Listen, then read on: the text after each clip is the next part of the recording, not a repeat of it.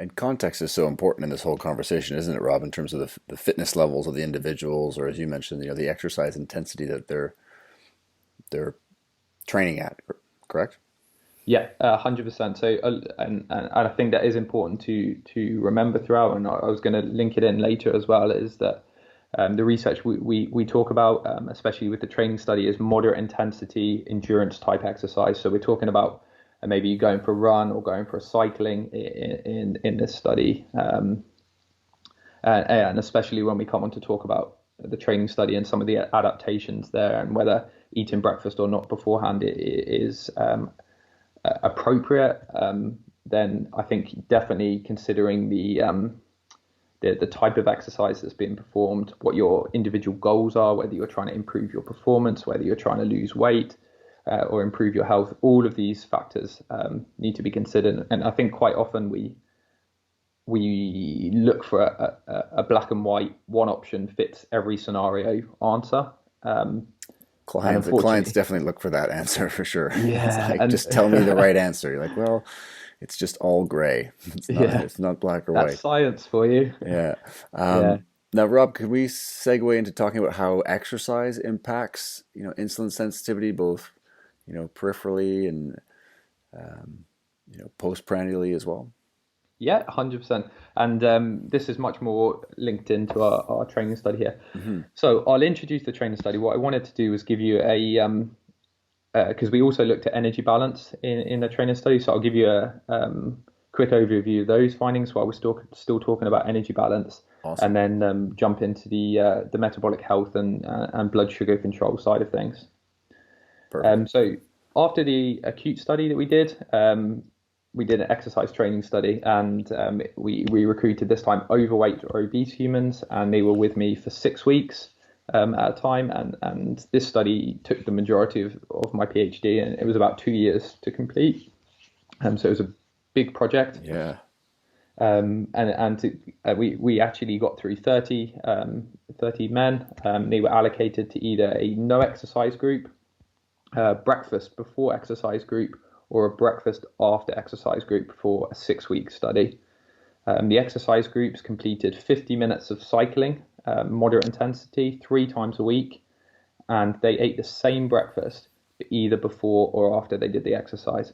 So an important point here is we're now talking not about breakfast skipping, but about breakfast timing, which is another really interesting question. And we thought this was in a study with this population in terms of we were trying to make this quite a applicable study. We thought this change in breakfast timing would be the more interesting question. Hmm. And we took lots of measures relating to their body weight, markers of body composition.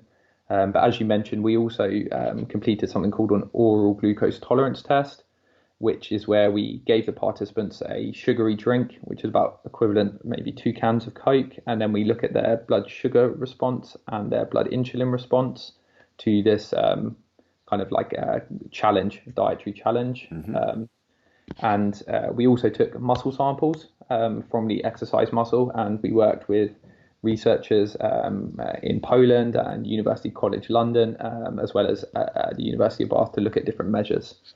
And while we're kind of giving you an overview of the study, we also looked at acute fuel use during exercise, working closely with a fantastic team of researchers at the University of Birmingham under the supervision of Dr. Gareth Wallace.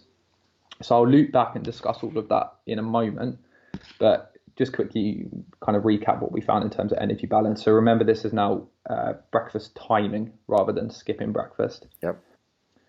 And we knew going into that study that regularly exercising in a fasted state and consuming breakfast after the exercise didn't seem to increase losses in body or fat mass over 4 to 6 weeks if you consume the same food after exercise.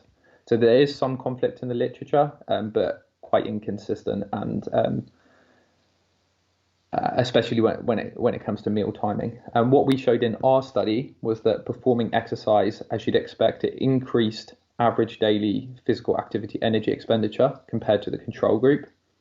But there were no differences in self-reported energy intake, objectively measured energy expenditure, nor changes in body mass, waist to hip ratio, or any of these measures that we made between the two exercise groups.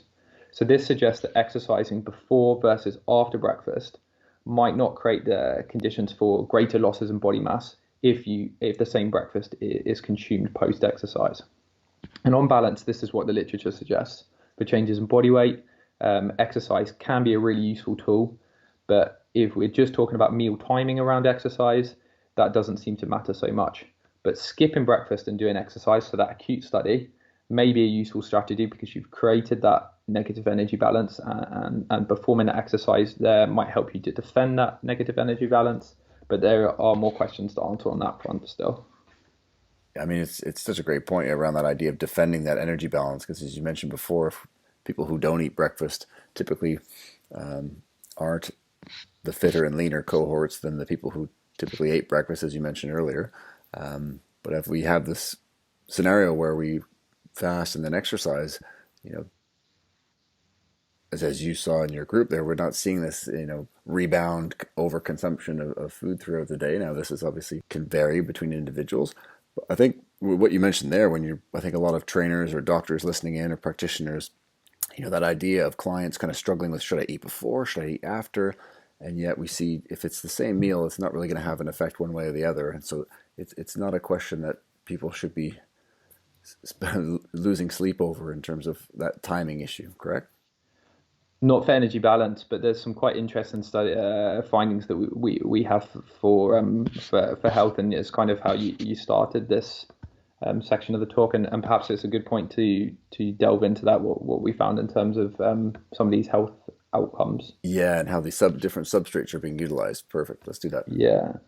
So before we get into the kind of long-term adaptations, there is some really nice research around meal or nutrient exercise interactions for health. But before, kind of over the last year, these studies were mostly related to a single exercise session. And there's been some nice reviews in the area, and I'm happy to provide the links to those to the listeners if that's of interest. And we know that meal exercise interactions can influence acute metabolic responses to exercise. So we've known this for a long time. An example is for people with and without type 2 diabetes, the blood glucose response to a single meal can be lowered to a greater extent if you perform your exercise after compared to before the meal. And this is basically to do with increased oxidation or burning of the carbohydrates that you've eaten. So if you look at that acute studies, it could be suggested that you should perform moderate intensity activity between 30 to 120 minutes after eating carbohydrate-rich meals to help lower blood glucose peaks from that meal. Mm-hmm. So in theory, this might reduce cardiovascular disease risk if you repeated that stimulus after every single meal that was consumed. But caution should be taken when extrapolating any acute findings to longer-term changes in health, especially when considering that the window over which exercise can affect blood sugar control can be up to 48 hours. So many post-exercise meals, not just a single one. For sure. I mean, it's an interesting area because when you look at like offensive linemen or defensive linemen in American football or potentially similar positions in rugby, you get athletes who are overweight, but due to the amount of exercise, their metabolic profiles look great whilst they're playing. And then, because they're having that exercise and training repeatedly, as you just mentioned there, throughout the day. And then all of a sudden, upon retirement, when that activity goes down, then those metabolic profiles shift, pretty quickly. Yeah, and it's another great example of the importance of exercise, and Dr. J.P. Warren at University of Bath. Again, I'm kind of highlighting a lot of University of Bath. It's not all. You guys got a great group over there, so that's it. I guess some of the talks the talks we have, and it is kind of linked into a lot of the work we've been doing. But he's done some work showing the power of exercise in that effect as well, and in protecting. In his study, it was against a big overfeed, and how exercise can protect some metabolic health even when you're in a positive energy balance. Performing exercise can stop some of the negative changes happening at a molecular level. So yeah, it shows the importance of being active and doing some exercise. 100%. So jumping back in, that's the acute findings, especially relating to blood sugar control. But when we look at longer term studies, the picture isn't the same. So that might suggest you should do your exercise after a carbohydrate rich meal or some physical activity. But there was a study by Karen Van Proyen. It was in the Journal of Physiology in 2010. It's a really nice study, and it was kind of a pivotal study for setting up some of the work that we did. And in their study, healthy men consumed a high calorie, fat rich diet. So they were eating 30% above their normal, and I wouldn't call it high fat, but it was 50% of energy was coming from fat. Mm-hmm. And then they exercised for 300 minutes a week. So quite high exercise volume for 6 weeks.